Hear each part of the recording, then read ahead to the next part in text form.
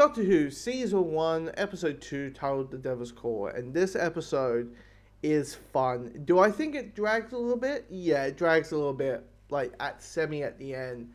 It is one of those situations where, like, trying to make this big, epic crescendo of an finale between the Doctor and your villain, in this case, Maestro, played by James Van Soon. This big thing and this big challenge, but it kind of just fell a little bit. They just drag it on and dragging it on to the point it's just like, can someone please, stop it, please? Not in a, please, stop it. Just like, come on, like, how many times are we going to have the whole hero tries, but the hero wins and fails, and then the hero needs to find a way to make it, find another way to make it work. I'm like, okay, this is just dragging a bit. But most of this episode is really well put together. And we all were dubious about this one. Just because it got pitched as the musical episode. With having a musical villain. Having the Beatles. And set in at Abbey Studios and Abbey Road. And having a whole plot around a villain stealing music, and in the trailers you see a musical number, you just go, how does a musical episode work for Doctor Who? That's the whole thing. That's the big question, right? And of course, not everyone's into musicals. Some people are not a big fan of people busting into songs. So you might isolate people. And definitely after if someone watch the Church of Ruby Road that has two musical numbers in that, where you have the Goblin song and then a repeat, or what was it called? A pre-phrase version where Ruby and the Doctor starts singing a version of the Goblin song in it, like halfway through the episode. And then, now you got this. You just go, God damn, like, I hope... I'm like, I want to express people, like, this is not regular, like, if you're not into music, I will promise you, the Doctor Who singing competition thing, Doctor Who the musical is not actually a thing. Even though it does feel like Disney was like, we need our Doctor Who on ice. We need Doctor Who on Broadway. Like, we have Frozen, we have Beauty and the Beast, but we need a TARDIS. We need the fucking TARDIS on that ice stage. We need a TARDIS on Broadway. I am the last of the Time Lords. I was adopted, but I know I was kidnapped. That's what I think. Exterminated, exterminate. I'm putting all these numbers that's going to happen. Oh, my hands is glowing blue. I'm going to turn into someone else, but I may not know who that might be. Wow, it's just buying itself, like, these, like, musical numbers. But anyway, so I thought the episode was fun. Jokes aside, I thought the episode was fun, even though it dragged a little bit in the third act.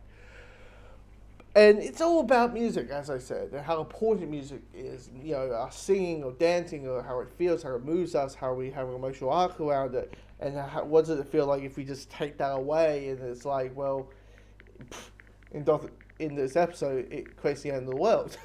That's what it does. It creates the end of the world, but it means we have nothing. You're taking something out of our soul, out of our beliefs, out of the heartache that we have. And that's essentially the whole thing about this episode, because the Doctor, where we walk into to see the Beatles perform, and they're singing crap, and they go to another one, to another, like, recording studio, recording session, like, she's crap, the Doctor's crap, like, what's going on here? This is meant to be Abbey Studios. This is meant to be the studio of the world, or at least in the UK. So what the hell's going on? What is the case here? And what it is just Jinx One Soon's like, oh, music? Fuck off. Oh, the music is going to be mine. That's the whole plot of hers, of that character's plot. It's like, I'm going to end the world with no music. And it works, so she's Footloose. This entire episode is the plot of Footloose. That's what I realized. But, yeah, and also you have a sense of, the Doctor feeling dread and frightened and thinking there's no way to stop these people, to stop her or stop them, because they're linked to the Toymaker. I will tell you how, but they are part of the Legion that the Toymaker reference. The Legion are coming, that type of thing. And you have that sense like Ruby's like, no, you can do this. But you can feel the Doctor feel like, maybe I can't. Like literally the last time I fought one of these people, I had to literally split my personality. There's literally two of me now. One's having a happier time and having therapy while I'm running around saving the world. It's just, you feel like, already you're like, wow, she should cover 3 episodes in, or let's say 2 episodes. You feel all the emotion that he's having through, and all the mix of emotions that he's playing out through a scene. And that, you got this beautiful scene where Ruby's playing a piano. It's basically her playing her theme, and I'm like, wow, this is pretty good. I really like this. This is a really neat little theme here going around. And that, I dig it. I dig this episode. It is at this point, it feels like, let's have fun. Let's have fun before we get dark, before we have a sort of super serious, dramatic points out through.